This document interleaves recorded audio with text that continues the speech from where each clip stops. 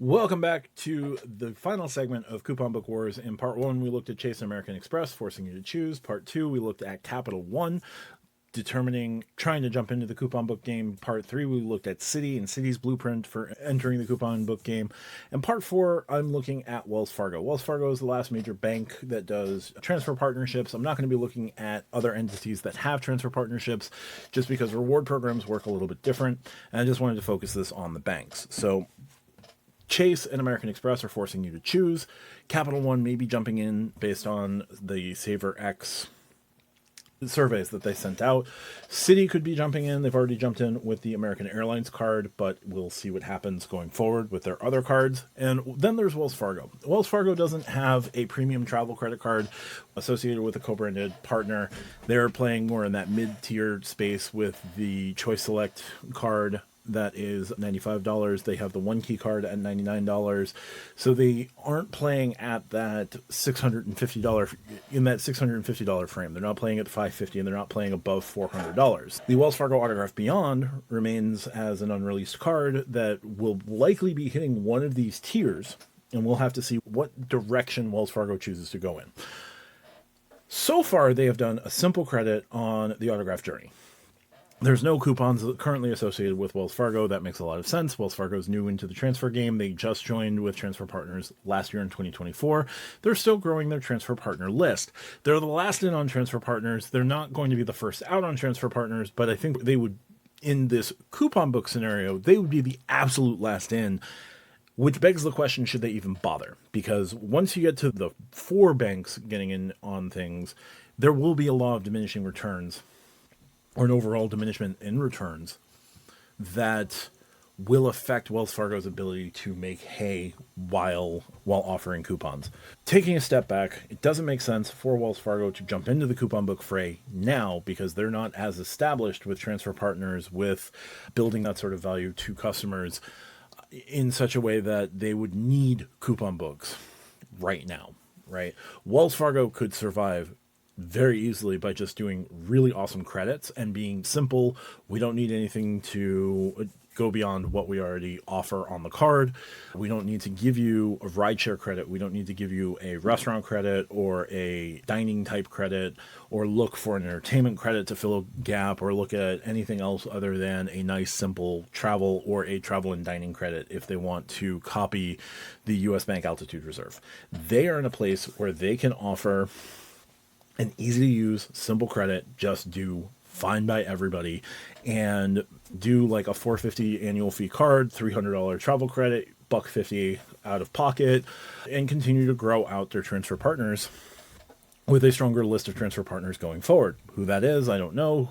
Don't care for the purposes of this video.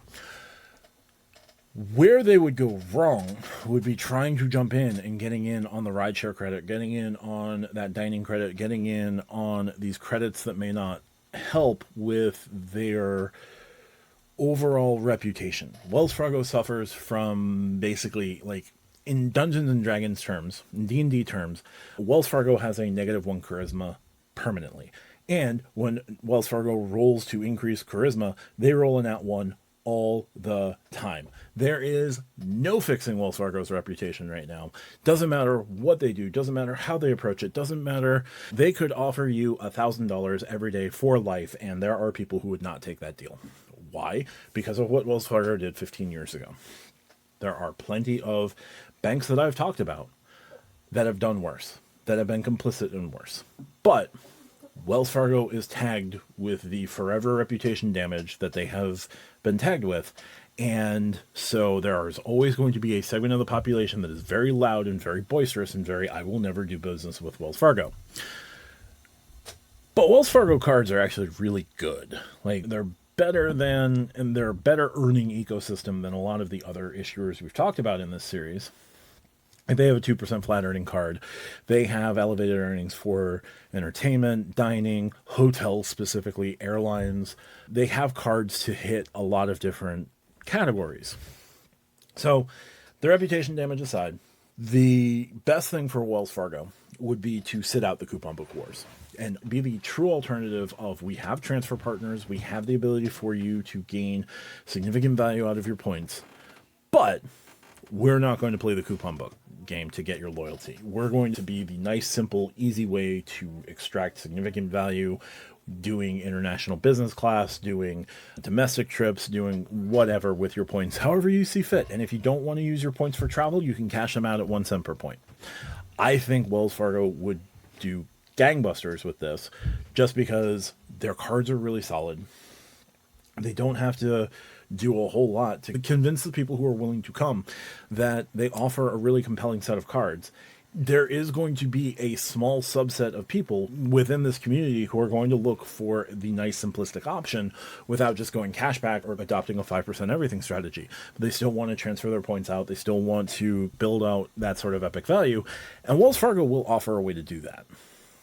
So I think Wells would be best served not even entering the coupon book race.